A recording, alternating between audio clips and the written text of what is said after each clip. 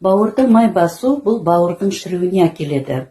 Май басқан кезде бауыр өзінің жұмысын дұрыс атқара алмайды, ағзада шлактар, токсиндер жинала бастайды. Бұл жаңағы және бауырда темірдің пайда болуына әкеледі. Бұл темір жаңағы бауырдың дұрыс жұмыс жасауына кедергі келтіреді.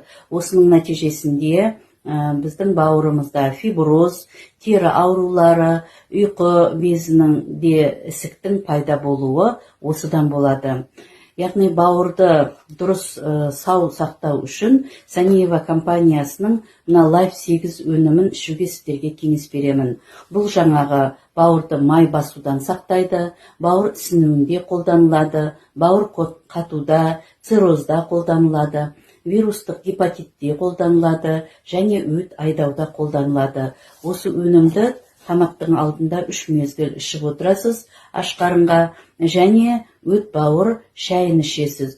Бұл өт бауыр шайы ағзадағы бүткіл токсиндерді, шлактарды сыртқа шығаруға көмектеседі. Осылайша өзіңіздің бауырыңызды сау қалпында сақтауыңызға болады.